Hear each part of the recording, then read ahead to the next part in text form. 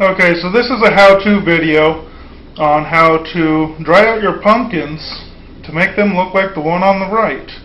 Look like it's been on fire. It's actually all the way dried out. This is hard. This should actually stick around for a couple of seasons. I don't see why not. It's been carved and sitting here for about a month now. No problems. If you look inside of it, I don't know how well this is showing. The pulp has separated away from the skin as it's dried. Really can't show you the inside of it too well because it's not lit up. But there's a couple of like little round spots of mold, but this thing's dried out. I mean, the reality is that mold's not going to do much because of the pumpkin itself is dried out. I think the mold actually developed. And we're talking about something about the roundness of a crayon, maybe, a quarter-inch round little mold dot that could just be wiped right out. I think that developed because I didn't have this thing in the oven as long as it needed to be to fully dry out, and I just removed it with some of the pulp, and there was still a little bit soft in comparison to the outside was crunchy, hard. But this is how I do it. I carve the pumpkin just like normal. One thing to keep in mind is make your openings fairly large.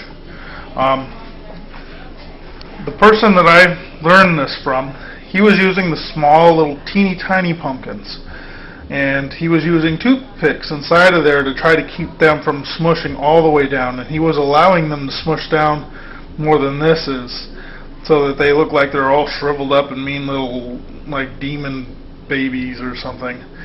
I wanted to try to keep mine as intact as possible, so what I did is I used a little bit bigger one and I cut it so that I can shove a soda can inside of it and try to keep it where it's its full shape and doesn't allow it to smash down.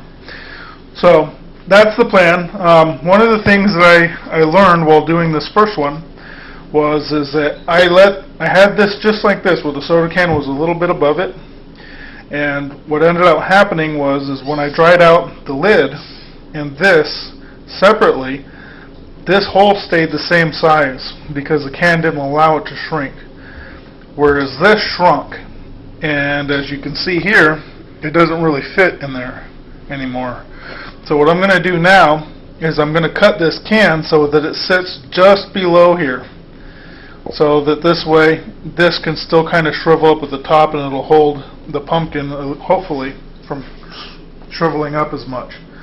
But that's how I do it. Put your oven at about 300 degrees. Don't go too high because what it's going to do is it's going to burn it. This looks burnt, but it's really going to burn it. You want to put this on a low temperature and let this thing dry. You're essentially just dehydrating it.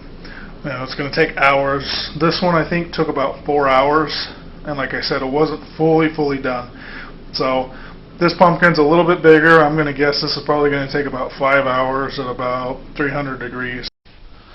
Okay, so this is what I did to try to solve it from crushing in as much as it will if I don't support it.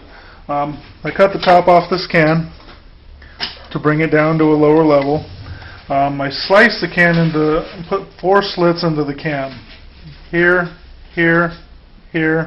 and here, almost all the way down to the base. That allowed the can to do is become more pliable.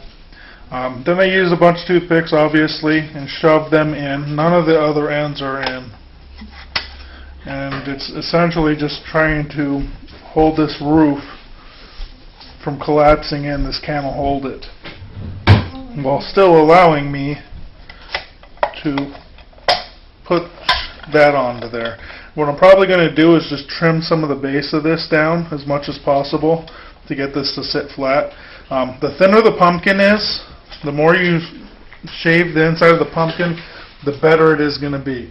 It will dry out faster. If it's really thick, it's not going to dry nearly as fast.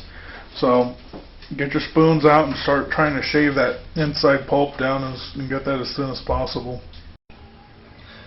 Okay, so here's the final product of this pumpkin that I dried out. This one doesn't look nearly as good as the other one in my opinion. It still works though. The idea is to make these little creepy little ghoul type pumpkins that are all dehydrated and just kind of gross. This one struggled with quite a bit. It actually stayed in the oven for hours and hours and hours. Jesus Christ. I put it in there at about 7 o'clock at night, and it is currently about 3 o'clock in the morning. Yeah, it's like 3:30 in the morning. One issue that I had is that I had hoped that this would fit inside the head. It doesn't, not anywhere close. It actually fits, but it fits all the way in the head like that. So what I'll probably do is just prop it up with some toothpicks or something like that to make it just sit on it, just for the sake of it sitting on there. When you don't support these things properly, they will collapse big time, and sometimes it looks really cool. It's hit or miss, you know, on how neat they turn out. This one actually turned out a lot more black than the one that I had done previously. You can see down here at the bottom, I don't know how well the color is showing, but the bottom section of this one turned out more like the other one, but the top and the face is really black. It looks like this thing's been on fire. I think it'll still look alright though. The top two teeth that I had, they curled up and they're not like in the eyes. So I think it'll look neat once it's lit up.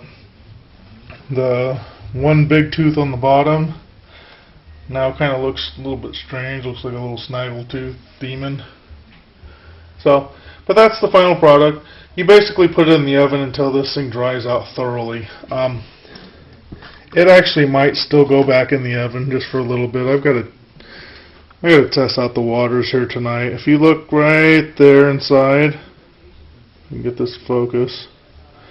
There's still a little bit of the pulp inside that is not quite dried out, but I mean, that's about what it was on the other pumpkin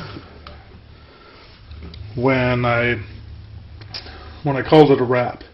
I honestly think the reason why this one struggled more than the other is that on the other pumpkin, if I never showed you the bottom, but I just set it down directly on the rack, and the rack left big marks in it, you know, where like a barbecue grill would, and I didn't like that. So I decided on this one that I was going to put some tin foil down to try to limit that as much as possible. And what I noticed is at the top it started to turn black, whereas at the bottom it wasn't drying out nearly as fast. So I eventually just took the tin foil out and just left it in there. I actually even turned up the heat to try to speed up the process. I started at 300, you know, after 4 hours it wasn't even close. So I turned it up to 350 and let it go to town, and then it started to turn black. So I turned it down to 325 for about an hour or so, about an hour and a half actually. An hour and a half, 2 hours maybe. So that's it. It's done. You know, I think it'll look fine once I get the hat secured on it properly. Can't get this camera to focus for anything right now. But anyways, once I get it secured properly and put a candle in it, I think the two of them together will look kind of neat. So that's how you do it. And like I said, it's all an experiment. No two, you know, no, it doesn't matter if you carve them exactly the same. They're not going to turn out the same.